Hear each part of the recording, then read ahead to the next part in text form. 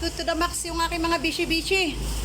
Ayan, hindi na nakaya. Ay, yung isang rep din, ano ko na sa tricycle. Ayan, mga yelo, kasayang, kadami oh.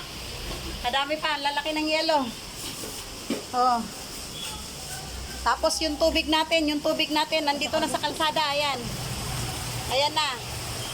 Hindi na to mapigilan, hindi na mapigilan. Ayan. So ayan, magliligpit kami, magliligpit. Mga rescuer.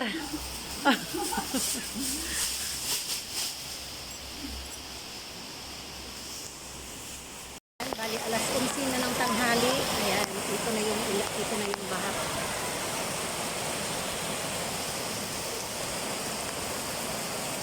Hindi pa bumasok sa loob ng ano, pero nasa gate na sila, nasa loob na ng gate na sa, ayan sila.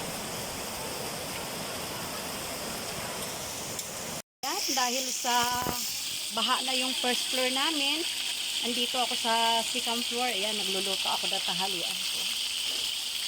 Ayan, nakapagluto na rin ako ng kanin. Andito ako sa may terrace, sa labas ng kwarto. At yan, ang gulo-gulo ng bahay. Ayan, hindi mo makikita kasi pinatay ko na yung breaker. Kaya wala akong kuryente. So ayan, kung kanina labas na labas pa yung Coca-Cola, ngayong kalahati na lang. At yung multipurpose din, ayan, pinasok na rin sila na pinasok na rin ang baha. So, nandito lang ako sa loob ng kwarto. Kung sakasakali man talagang lumalim, tsaka na lang ako magpaparescue. Habang may kunting liwanag pa, kain tayo ng tanghalian. Ayan lang yung ulam ko. Wala tayong gulay ngayon kasi hindi tayo makapagluto. So habang may liwanag pa, kain tayo kasi walang ilaw.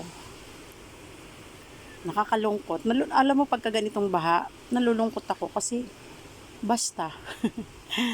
Kain tayo. Sila ng pagkain nila, oh. Dahil sa wala ng masakyang ano yan. Ay, yung isa naman nangalakal. Diba, kung may nalulungkot sa baha, marami ding natutuwa. Pag malas-malasin pa, red horse pa ang maanod dyan. Lakas daw ng agos. Ayan, napansin yung mga kalungsod na wala na yung cook. Pataas talaga yung tubig ng pataas.